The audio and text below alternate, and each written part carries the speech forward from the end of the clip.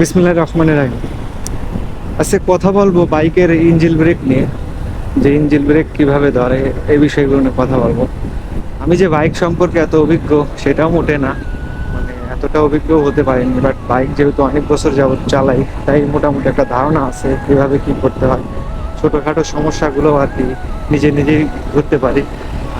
যে কথাটা বললাম যে বাইকের ইঞ্জিন ব্রেক কিভাবে ধরতে হয়, এই বিষয়টা আমি আর কি মানে 100% না জানলেও আমি 90% জানি যে বাইকের ইঞ্জিন ব্রেকটা কিভাবে ধরতে হয়। তো সেই বিষয় নিয়ে আজকে কথা বলবো। বাবা, যুদ্ধ বিমান যাইতেছে কিনা, বিমানের শব্দে কানে একদম ঢুকে গেছে। আচ্ছা দাঁড়ান, এই একটু পার হয়ে নেই, ফাঁকা জায়গায় দিয়ে নেই, তারপর একবারে প্র্যাকটিক্যালি দেখাবো যে ইঞ্জিন ব্রেকটা কিভাবে ধরতে হয়। বাট আমি যেভাবে ধরি আমি সেটাই দেখাবো। এভাবে ধরে কিনা আমি জানি না, বাট আমার কাছে মনে হয় যে ইঞ্জিন ব্রেকটা এভাবে, আমি যেভাবে ব্রেকটা ধরি আমি কন্ট্রোল করতে পারি।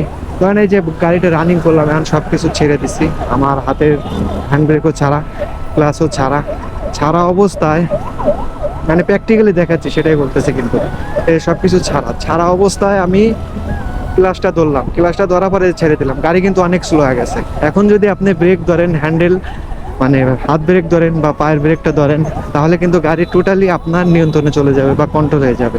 এভাবে ইঞ্জিন ব্রেকটা ধরে। বাট আমার অভিজ্ঞতা থেকে বলতে পারি, বা আমি যতদিন ধরে বাইক চালাই আমার কাছে মনে হয় আমি এইভাবেই আর কি ইঞ্জিন ব্রেকটা ধরি। ইঞ্জিন ব্রেকটা ধরেন আপনার সব সময় ধরবেন না, ইঞ্জিন ব্রেকটা কিন্তু ইঞ্জিনে প্রেশার পড়ে, ইঞ্জিনের জন্য ক্ষতি যতটুকু আমার মনে হয়। ইমার্জেন্সি কোনো মুহূর্তে দেখা যায় যে আপনি সমস্যা হতেই পারে, স্বাভাবিক সমস্যার, যেহেতু বাইক চালান যে কোনো সময় ইমার্জেন্সি মুহূর্তে ইঞ্জিন ব্রেকটা ধরতে পারেন, তাহলে ইঞ্জিন ব্রেকটা অনেক কার্যকর হয় ওই সময় মধ্যে।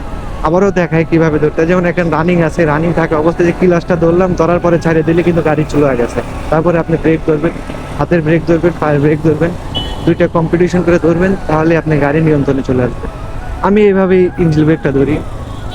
আর ইঞ্জিন ব্রেকটা প্রথমেই বললাম যে ইঞ্জিন ব্রেকটা মানে বেশি ধরবেন না, এটা ইঞ্জিনের জন্য ক্ষতি, ইঞ্জিনে একদম পুরোপুরি প্রেশার পড়ে। যত পারবেন মানে হাতের ব্রেক এবং পায়ের ব্রেক দুটা কম্পিটিশন করে ধরবেন, তাহলে হয়তো বা ভালো। রানিং অবস্থায় ইঞ্জিন ব্রেকটা ধরা আপনার জন্য ভালো, বিপদ মুক্ত।